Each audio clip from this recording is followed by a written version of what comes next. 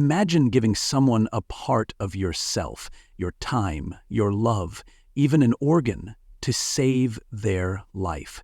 Now, imagine that person betraying you, discarding you like yesterday's news. Would you walk away with your dignity intact, or would you make them pay? Would forgiveness ever cross your mind, or would revenge consume you? This is the story of Mia, a woman who gave everything for love and found herself betrayed in the worst way. But Mia didn't just let it go. She decided to take matters into her own hands.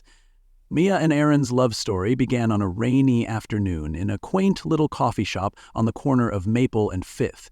Mia, a 22-year-old college senior with dreams of becoming a graphic designer, had ducked into the shop to escape the sudden downpour. Her laptop bag was slung over her shoulder and her hair was damp from the rain. Aaron, 25 and newly promoted at his advertising firm, was already inside, nursing a cup of black coffee while scrolling through his phone. When Mia walked in, struggling to shake off the rain and keep her books dry, their eyes met. Aaron couldn't help but chuckle as she muttered a frustrated, "typical," under her breath. "Looks like you could use this," he said, offering her a napkin from his table. "Thanks," Mia replied, flashing a quick smile. What started as a casual conversation about the unpredictable weather turned into a deep dive into their lives. Mia found Aaron's confidence and humor irresistible, while Aaron was captivated by her wit and the way her eyes lit up when she talked about her passion for art. Before they knew it, hours had passed, and they exchanged numbers before parting ways. Aaron didn't wait long to call. Their first date was at a local art gallery that Mia had mentioned during their coffee shop chat. Aaron, who knew little about art, spent hours researching, just so he could impress her. When he showed up, dressed in a sharp blazer holding a single sunflower, her favorite, Mia was smitten. Their connection grew with every date. Aaron was attentive, always remembering the little things Mia mentioned in passing. Mia, in turn, brought a sense of creativity and spontaneity into Aaron's structured world. They balanced each other perfectly.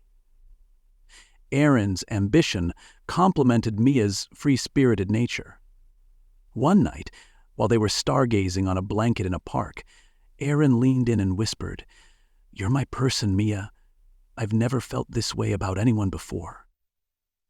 Mia felt the same, but didn't say it immediately. Instead, she leaned in and kissed him, knowing words weren't necessary in that moment. 3 years later, Aaron planned the perfect proposal.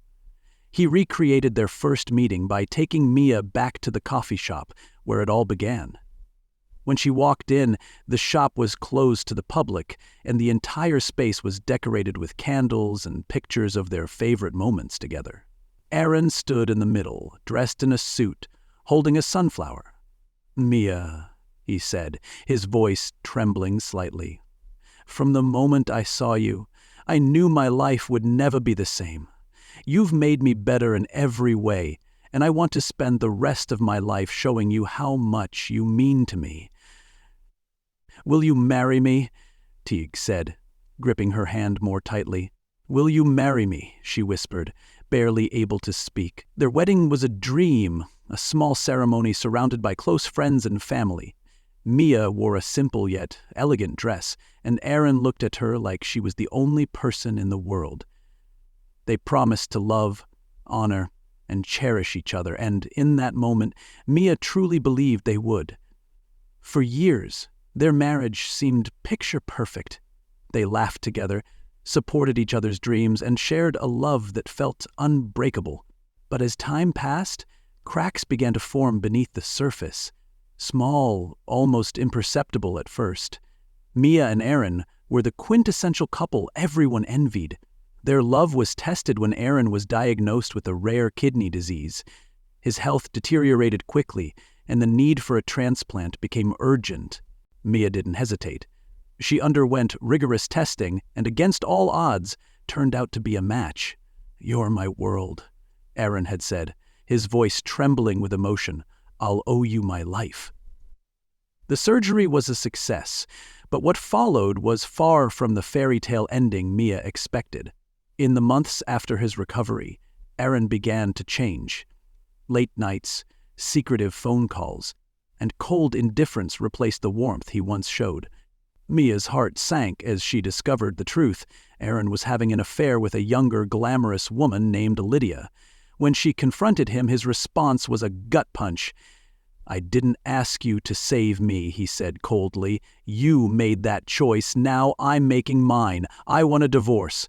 The betrayal ignited something in Mia, a fire she didn't know she had. Heartbroken and furious, she decided Aaron wouldn't get away with what he had done. If he thought he could discard her, he was about to learn otherwise. Mia spent sleepless nights plotting her revenge. But she knew she had to be smart. Aaron had always underestimated her, treating her as someone who wouldn't dare stand up for herself. She would use that against him.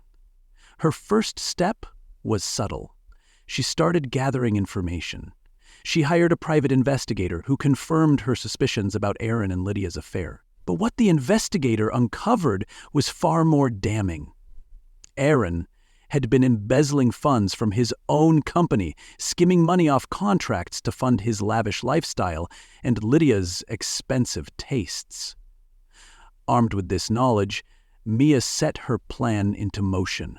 Mia invited Aaron over for dinner, pretending to want closure. She cooked his favorite meal and even poured his favorite wine. "I just want us to part ways peacefully," she said, her voice trembling with feigned vulnerability. Aaron, ever smug, agreed.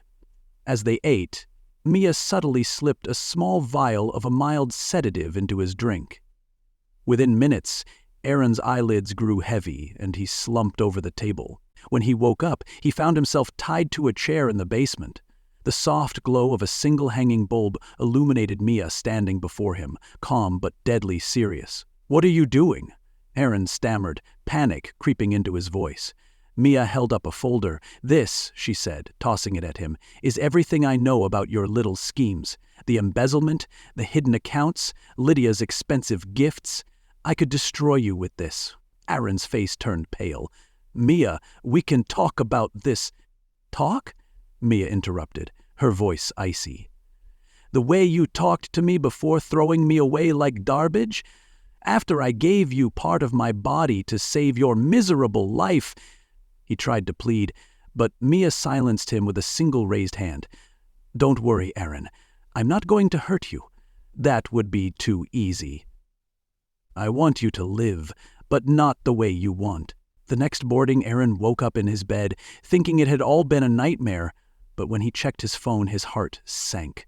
Mia had leaked all his financial misconduct to his company and the authorities. His accounts were frozen, his reputation ruined, and Lydia, ever the opportunist, had already vanished. Mia, on the other hand, had filed for divorce and ensured she walked away with a significant portion of their shared assets. She had played her cards perfectly, leaving Aaron to deal with the fallout. Mia's story is a reminder that love and sacrifice are not always rewarded, and betrayal can bring out sides of us we never knew existed. She didn't just let Aaron's betrayal break her. She used it as fuel to reclaim her life and deliver justice on her terms. So, what would you do in her shoes? Would you walk away, or would you make sure the person who wronged you got exactly what they deserved?